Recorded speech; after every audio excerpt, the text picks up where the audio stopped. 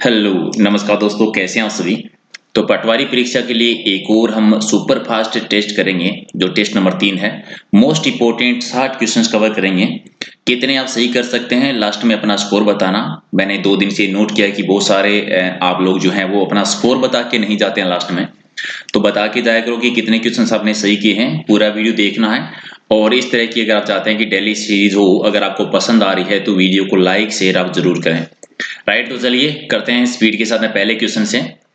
और पहला क्वेश्चन है कि विद्युत ऊर्जा को यांत्रिक ऊर्जा में बदलने की युक्ति बता दीजिए। विद्युत ऊर्जा को यांत्रिक ऊर्जा में बदलने की युक्ति कौन सी है। क्या हो जाएगा पहले का राइट आंसर? जी पहले का तो विद्युत मोटर। पहले का राइट आंसर क्या हो जाएगा? विद्युत मोटर, यानी राइट आंसर आपका सी जो है वो इसका सही आंसर है। ओके, और क्वेश्चन नंबर 2। दूसरा क्वेश्चन हमारा है कि वह कौन सा अंग है जो कार्बोहाइड्रेट को ग्लाइकोज के रूप में संग्रहित करता है। वो कौन सा अंग है जो कार्बोहाइड्रेट को ग्लाइकोजन के रूप में संग्रहित करता है? तो क्या हो जाएगा क्वेश्चन नंबर 2 का राइट आंसर? यकृत होता है, यानी राइट आंसर आपका डी इसका सही आंसर। क्वेश्चन नंबर 3 कि जिन रेखीय क्रम में किस संरचना का संलग्न होता है। जिन रेखीय क्रम में किस संरचना का संलग्न होता है? तो 3 का राइट आंसर हो जाएगा गुणसूत्र का। गुणसूत्र यानी 3 आपका राइट आंसर। 4 नंबर, मानव शरीर में संक्रमण को रोकने में सहायक विटामिन कौन सा है? संक्रमण को रोकने में सहायक विटामिन होता है विटामिन ए, यानी बी आपका राइट आंसर। क्वेश्चन नंबर 5, आधुनिक आनुवांशिकी का जनक किसको कहा जाता है? तो आधुनिक आनुवांशिकी का जनक कहते हैं बेटसन को। आधुनिक का बताना है, कंफ्यूजन नहीं हो जाना। तो राइट आंसर आपका सी हो जाएगा। क्वेश्चन नंबर आपका 6 कि यदि किसी चश्मे की लेंस की क्षमता +2 डायोप्टर है तो उसकी फोकस दूरी कितनी होगी? अगर क्षमता +2 डायोप्टर है तो उसकी फोकस दूरी कितनी होगी? 50 सेमी। 50 सेमी, तो राइट आंसर आपका डी हो जाएगा। क्वेश्चन नंबर 7 कि मेवाड़ के महाराणा किसके उपासक थे और वे उसी के नाम पर शासन करते थे? तो एकलिंग जी के उपासक थे और अपने आप को एकलिंग जी का दीवान मानते थे। 8 नंबर कि राज्य के पहले राज्यपाल कौन रहे थे? राज्य के पहले राज्यपाल रहे थे गुरुमुख निहाल सिंह जी, और राज्यपाल के पद का सृजन हुआ था 1956 के दौरान, आपको याद होगा।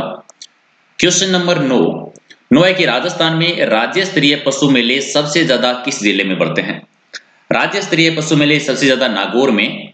अब नॉर्मली आम मेले सबसे ज्यादा किस जिले में बढ़ते हैं, सामान्यतः मेले, वो आप कमेंट करके बता दो। सॉरी।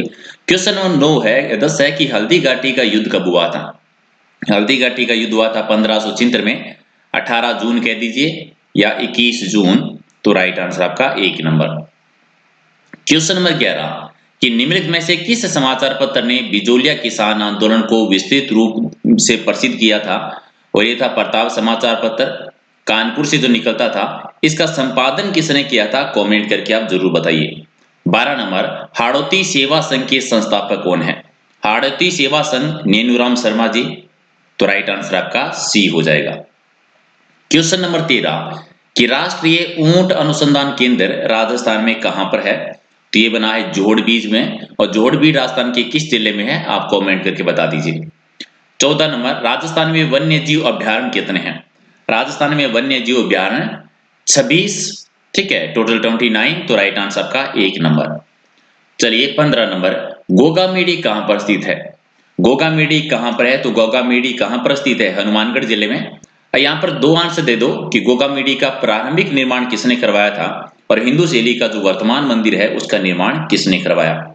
16 नंबर के राजस्थान के पहले निर्वाचित मुख्यमंत्री कौन रहे थे? निर्वाचित मुख्यमंत्री थे टीकाराम पालीवाल जी, डी आपका सही है। 17 नंबर कि लेग हेमोग्लोबिन का मुख्य कार्य क्या होता है? इसका मुख्य कार्य होता है नाइट्रोजन को स्थिरीकरण करना, तो राइट आंसर आपका सी हो जाएगा। 18 कि मूत्र का पीला रंग जो है वो किस वर्ण के कारण होता है? मूत्र का पीला रंग किसकी वजह से होता है? यूरोक्रोम की वजह से, बी आपका सही।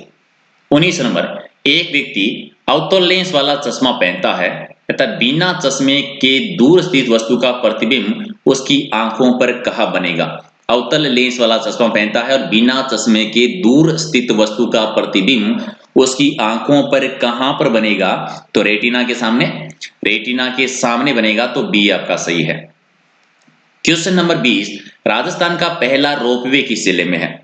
पहला रोपवे जालोर में। वर्तमान में टोटल कितने रोपवे हैं और कहां कहां पर है? कमेंट करके आप बता दीजिए। 21 है कि बीकानेर का प्रसिद्ध किले का निर्माणकर्ता किसे माना जाता है? तो रायसी ने निर्माण करवाया था 1594 में। जूनागढ़ कह दीजिए, अधगढ़ कह दीजिए, जमीन का जेवर कह दीजिए, और बीकानेर का किला। 22 है कि अकबर के द्वारा राजपूत राजाओं के ऐतिहासिक दरबार का आयोजन नागौर में हुआ था, किस वर्ष किया गया था? 1570 में। यहाँ पर एक क्वेश्चन का आंसर दे दो, ये किसकी सहायता से दरबार लगा था, और इस दरबार के बाद में एक तालाब का निर्माण करवाया था अकबर ने, उस तालाब का नाम क्या है? 23 है कि पटेलिया, बिचियो या लालर, ये क्या है? ये राजस्थान के लोक गीतों के नाम है, और ये किसके लोकगीत हैं ये जरूर बता देना, यानी किस जाति से संबंधित है, किस क्षेत्र से संबंधित है।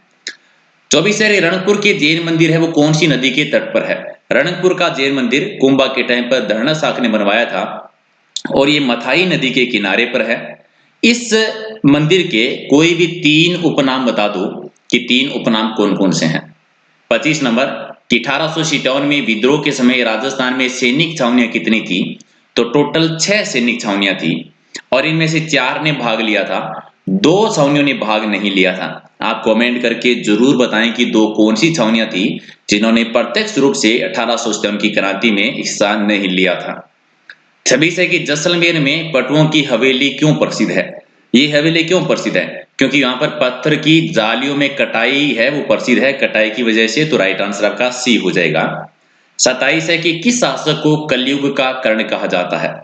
कलयुग का कर्ण कहते हैं राव लूणकर्ण को, और एक आता है राजपुताने का कर्ण। तो आप कमेंट करके बताएंगे कि राजपुताने का कर्ण किसको कहा जाता है, ठीक है, और साथ में ये भी बताना है कि किसने ये कहा था। 28 नंबर, भारत में सबसे पहले पंचायती राज व्यवस्था किस प्रदेश में लागू हुई थी? सबसे पहले राजस्थान में, और फिर 2 नंबर पर आंध्र प्रदेश। इनमें से कौन सा जोड़ा जो है वो सुमेलित विकल्प है? राजस्थान के कबीर दादू दयाल जी को कहते हैं, तो पहला तो सही है। राजस्थान की राधा मीराबाई को कहते हैं, ये भी सही है। वागड़ की मीरा गौरीबाई को कहते हैं, ये भी सही है, यानी तीनों ही सत्य हैं, तो डी आपका राइट आंसर। तीसरा कि सांसी जनजाति की उत्पत्ति किस स्थान से मानी जाती है? सांसी जनजाति सबसे ज्यादा भरतपुर के क्षेत्र में है। अच्छा, सांसी जनजाति की 2 उपजातियां हैं, उनका नाम बता दो। एक और आता है कि सांसी जनजाति में जब भी कोई विवाद होता है तो उस विवाद का निपटारा कौन करता है? दोनों क्वेश्चन का आंसर आप कमेंट में जरूर दीजिए। अगला है कि पन्ना उत्पादन में राज्य का स्थान कौन सा है? पन्ना उत्पादन के मामले में राजस्थान पहले स्थान पर है, तो एक आपका सही है। 33 नंबर, राजस्थान की सबसे लंबी जल सुरंग कौन सी है? जल परिवहन सुरंग कौन सी आती है? तो मानसी वाक्कल सुरंग है। आप कमेंट करके इसकी अगर लंबाई बता सकते हैं तो जरूर बताइए। 33 है कि जयपुर को पिंक सिटी का नाम किस पुस्तक में दिया गया है? ये दिया गया है the royal town of India, Stanley read की है, तो डी हो जाएगा राइट आंसर। 34 है कि भराव क्षमता की दृष्टि से राज्य के पश्चिमी भाग का सबसे बड़ा बांध कौन सा है? तो पश्चिमी भाग में जवाई बांध सबसे बड़ा है। अब जवाई बांध का एक उपनाम आता है, कमेंट करके बताना क्या कहते हैं इसको। 35 नंबर, राजस्थान का सर्वाधिक आर्द्र जिला कौन सा है? सर्वाधिक आर्द्र जिला झालावाड़, जहां पर सबसे ज्यादा वर्षा होती है। क्वेश्चन नंबर 36, कि श्री सरस्वती पुस्तकालय जो अलभ्य और दुर्लभ्य साहित्य का अप्रतिम खजाना है, ये सरस्वती पुस्तकालय है कहां पर? ये लाडनू नागौर में, तो राइट आंसर आपका एक हो जाएगा। क्वेश्चन नंबर 37, इनमें से कोस का तोल आंदोलन का संबंध किससे है?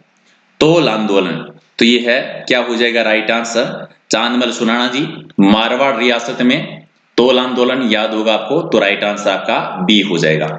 38 है कि राजस्थान का कौन सा शहर सीमेंट का सबसे बड़ा उत्पादक है? सीमेंट का सर्वाधिक उत्पादन होता है चित्तौड़गढ़ में, लेकिन यहाँ पर एक क्वेश्चन का आंसर आप जरूर देंगे, पहली सीमेंट फैक्ट्री राजस्थान में कब कहां लगी थी? 39 है कि बरछान किसको कहते हैं राजस्थान में? बरछान क्या कहलाता है? ये विशेष आकृति के बालू का स्तूप होते हैं। बरछान यानी बरखान है ये, ठीक है, कंफ्यूजन मत होना। बरखान यानी जो गतिशील जो बालू का स्तूप होते हैं। 40 है कि ढोल नृत्य किस प्रकार का एक नृत्य है।